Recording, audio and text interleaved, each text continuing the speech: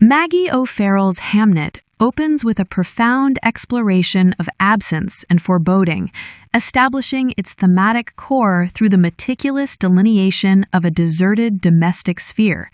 The narrative commences with the eponymous boy navigating a series of empty familial spaces, his physical descent down a narrow staircase mirroring a psychological journey into isolation. The author employs a vivid, almost synesthetic sensory palette: the slashed light, the ruminating fire, and the distinct, indefinable sense of the adjoining dwellings to construct an atmosphere of charged stillness. This silence is rendered tangible, a palpable entity that both contains and magnifies Hamnet's escalating anxiety as he searches for his absent family, his quest initially abstracted by his own propensity from mental wandering, before the urgent reality of his twin sister Judith's sudden illness violently reclaims his focus. The narrative then broadens to encompass the disparate locations of the missing family members, employing a technique of temporal and spatial fragmentation to heighten the dramatic irony. Each character is caught in a moment of mundane preoccupation, oblivious to the crisis unfolding at the hearth.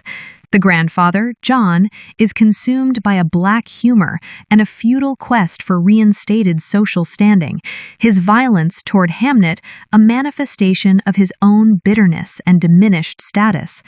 Simultaneously, the grandmother, Mary, is engaged in a performative social transaction, her daughter Susanna a resentful witness to their family's quiet ostracism. These vignettes of daily life, rendered with precise detail, underscore the cruel normalcy from which tragedy will emerge, emphasizing the theme of parallel existences and the characters' profound unawareness of the impending threat coalescing in their empty home. Conversely, the boy's mother, Agnes, is depicted in a state of deep, intuitive communion with the natural world, a realm that both foreshadows and starkly contrasts with the domestic crisis. Her careful, almost ritualistic interaction with her bees, a moment of skilled labor and quiet attunement, is abruptly punctuated by a preternatural sensation of change, a fleeting unease she fatally dismisses. O'Farrell positions Agnes as the emotional and spiritual epicenter of the family, her absence from the house a void that Hamnet cannot fill. The author's retrospective narration, the assertion that this moment is the absent mother's, cements the idea that this particular juncture, this failure to be present, will become the defining, inerrogable kernel of her future self, layering the present action with the weight of inevitable, lifelong grief. The narrative tension culminates in a chilling convergence of knowledge and helplessness.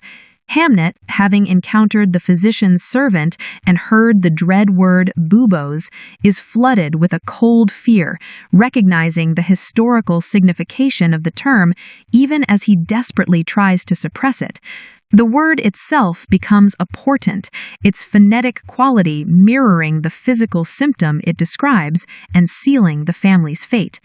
The chapter concludes by circling back to its isolated protagonists: Judith, adrift in a feverish, hallucinatory dreamscape where memories of her father offer a fleeting solace, and Hamnet, who returns to a house that remains stubbornly, terrifyingly silent.